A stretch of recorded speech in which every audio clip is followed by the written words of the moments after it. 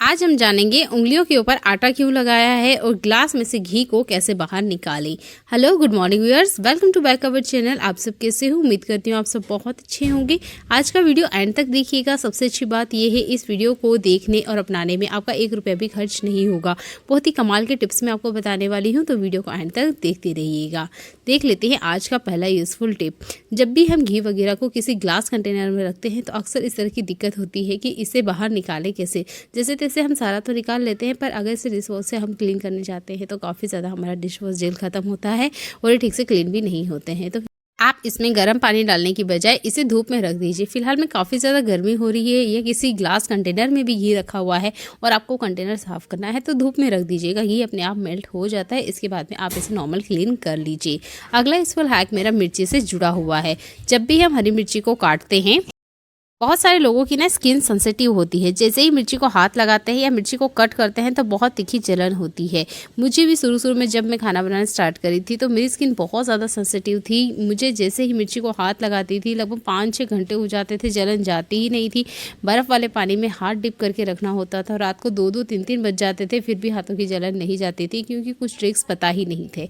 तो देखिए, मैं आपको एक ट्रिक बता रही हूँ। अगर आपकी भी सेंसिटिव स्किन है, आपको मिर्ची काटने से जलन होती है, तो आप ले लीजिए फ्रिज में से निकाला हुआ ये ठंडा ठंडा आटा। ये जो आटा होता है ना, इतना ज़्यादा ठंडा होता है और ये पूरी तरीके से उंगली पर आप कवर कर लीजिए, या जिस भी एरिया में आपको मिर्ची लग गई है, हाथों में या चेहरे पे या हाथ के किसी और पार्ट पे, तो आप वहाँ पे ना आटे को लगा लीजिएगा।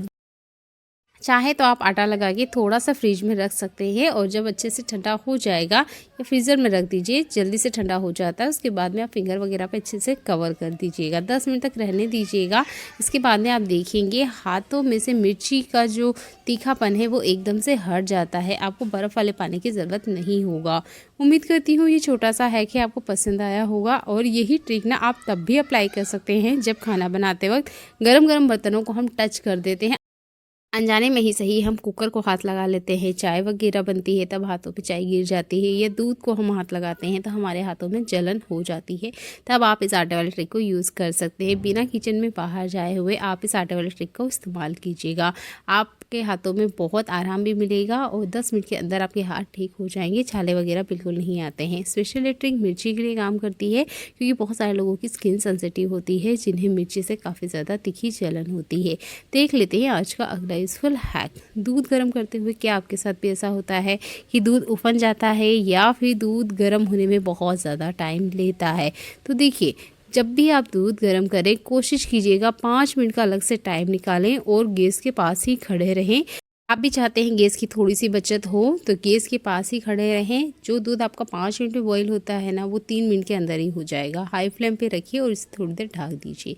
आपने बिल्कुल गैस के पास से कहीं जाना नहीं है, किसी काम को करने नहीं लग जाना है, क्योंकि दूध एक ऐसी चीज़ है, ज़रा सी भी नज़र हटेगी ना तो ये दूध उफन के बाहर आ जाएगा। मैं यहाँ पर बस इसके पास ही खड़ी हूँ। बस बीच बीच में ना 1-2 बार आपको चेक करना है कि दूध सच्ची में उफन के ना आ जाए।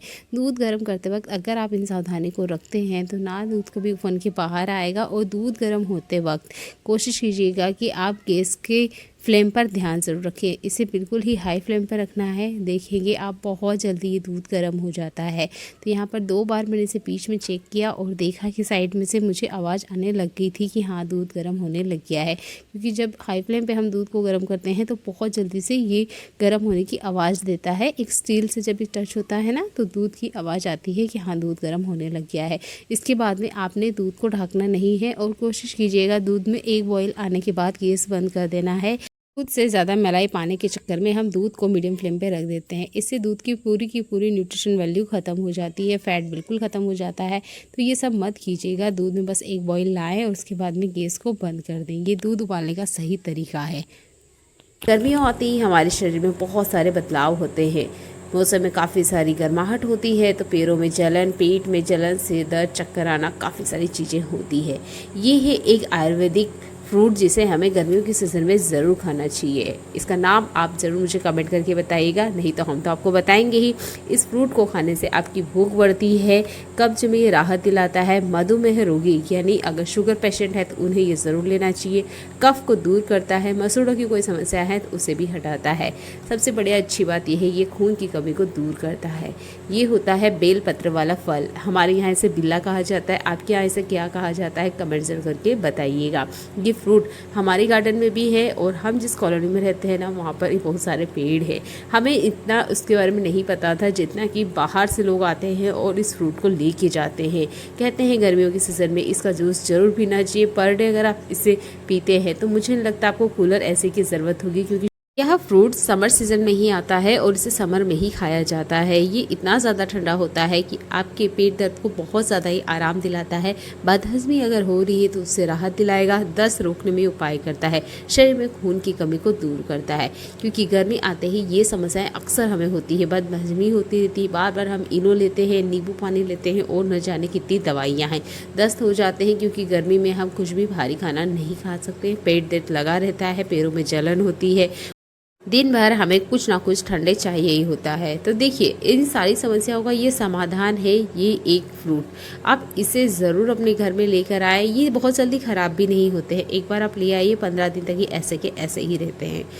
गर्मियों के मौसम में कटहल भी बहुत ज़्यादा मिलता है और उसकी सब्ज़ी भी बहुत ज़्यादा स्वादिष्ट होती है। आपको ठंड के सीज़न तक कटहल मिलेगा, पर उस वक्त ना थोड़ा पक जाता है। पर अभी जो गर्मियों में कटहल आता है ना, ये कच्चा रहता है, काफ़ी सारा इसमें दूध होता है। इसको जैसे ही हम कटिंग करने जाते हैं हमारे हाथों में काफ़ी सारा गम आ जाता है। इसे निकालने के लिए या इसे ही काटते वक्त हमारे हाथों में गम ना लगे, इसके लिए आप कुकिंग ऑयल का यूज़ कर सकते हैं। यहाँ पर आप दूसरा तेल भी ले सकते हैं, कोई दिक्कत नहीं है, पर कुकिंग ऑयल में ही हम खाना बनाते हैं तो मैंने इसी का यूज़ किया है। आपने चाकू के ऊपर इस तरीके से लगाना है, अपने हाथों पे अच्छे से लगा लेना है और अब आप देखेंगे आपके हाथों में बिल्कुल भी गम नहीं लगेगा, या जो इसका चिपचिपापन है वो आपके हाथों में नहीं आएगा।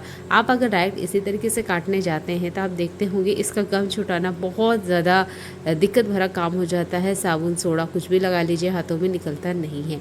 पर अगर गम लग जाता है तब भी आप इस तेल वाले ट्रिक को यूज़ कीजिएगा। तेल से ना बहुत जल्दी से जो गम है वो निकल के बाहर आ जाता है।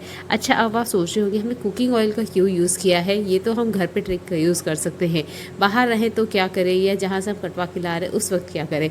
तो अपने ठेले वगैरह या जहाँ से आप सब्जी लेते होंगे उनके पास में आपने नींबू देखा होगा, वो नींबू का यूज़ करते हैं क्योंकि उनके पास उस वक्त यही चीज़ अवेलेबल होती है। तो देखिए नींबू हर वक्त यूज़ नहीं किया जा सकता है। स्पेशल हम जो महिलाएँ होती है ना, घर किचन में काम करते हुए अक्सर हमारे हाथों में कट लग जाते हैं, तब ना हम नींबू का यूज़ नहीं कर पाते क्योंकि इससे काफ़ी तीखी जलन होती है। किचन में काम करते हुए अक्सर इस तरह की गलतियाँ हो जाती है, तब आप कुकिंग ऑयल का यूज़ कर सकते हैं। मेरे हाथ में भी एक छोटा सा कट लगा था, मैंने जैसे ही नींबू यूज़ किया मुझे काफ़ी जलन हो रही थी। अगला यूज़फुल हैक आपके बहुत ज़्यादा काम आने वाला है। यहाँ पर एक क्रीम वाला कंटेनर है, चलिए इसी में मैं आपको करके बताऊँगी इस ट्रिक को। तो यहाँ पर इस कंटेनर में मैंने लिया है पेट्रोल। अब आप सोच रहे होंगे क्रीम वाले डब्बे में हमने पेट्रोल क्यों लिया है, तो देखिए पेट्रोल ना बहुत जल्दी हवा में उड़ जाता है, तो कोशिश कीजिएगा इस तरह के कंटेनर में ही आप ले, कोई ग्लास वगैरह जैसे आप कवर कर सके उसमें ही ले। तो मैंने क्रीम वाले डिब्बे में रखा है ताकि लॉन्ग टाइम तक मैं इसका यूज़ करूँ। और ये है थर्माकोल, इस तरह के थर्माकोल के टुकड़े आपके घर में ज़रूर होंगे, बस आपने सिर्फ पेट्रोल में इस तरीके से डालते जाना है। ये काम करना ना मेरे बच्चों को बहुत ज़्यादा पसंद है, उन्हें बहुत अच्छा लगता है ये मैजिक देख के कि जैसे ही इसमें थर्माकोल डाला ये गायब हो रहा था। तो मेरा छोटा बेटा है, इसे ये काफ़ी ज़्यादा इंटरेस्टिंग लगा और वो भी मेरे साथ ही हेल्प कर रहा था। अब आप कंटिन्यू में वीडियो में बने रहिए, आप देखिएंगे बहुत कमाल का रिजल्ट मैं आपको बताने वाली हूँ।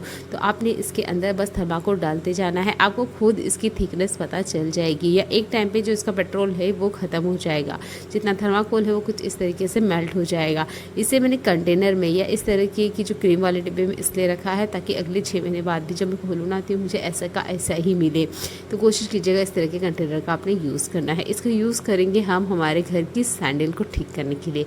वैसे ये इतना थिक होता है, इतना गाढ़ा होता है और इतना ज़्यादा स्ट्रॉन्ग होता है कि आप इसे पत्थर भी चिपका सकते हो। यहाँ मैं आपको सैंडल दिखा रही हूँ। ये सैंडल टूट चुकी है, लगभग 1 महीने से मैं इसका यूज़ नहीं कर रही हूँ और इसे चिपकाने के लिए मैंने दूसरे ट्रिक का यूज़ किया पर वो काम नहीं कर रहे थे। जैसे ही हम पानी वगैरह थोड़ा इससे टच करते हैं तो वो निकल के बाहर आ रहे थे। तो देखिए आप ना इस जगह पर आप ये पेट्रोल और थर्माकोल का इस तरीके से लिक्विड बना लीजिए या एक तरह का गम बना लीजिए और इससे अब आप अपनी चप्पल को चिपकाइए। वैसे तो इससे पत्थर तक चिपक जाते हैं, तो चप्पल तो बहुत हल्की चीज़ होती है। भी हमारी चप्पल वगैरह टूट जाती है ना, तो अक्सर हम इसे सिलवाने के लिए देते हैं, पर मुझे नहीं लगता कि सिलवाना चाहिए क्योंकि उसके निशान ना रह जाते हैं या धागा दिखता है। पर अगर इस ग्लू को आप यूज़ करते हैं तो चप्पल सालों साल चलेगी, बिल्कुल टूटेगी नहीं। इस ग्लू को मैंने यूज़ किया है और उसके बाद ही मैंने आपको रिजल्ट बताया है। 100% ये काम करता है। आप इससे दूसरी चीज़ें भी चिपका सकते हैं।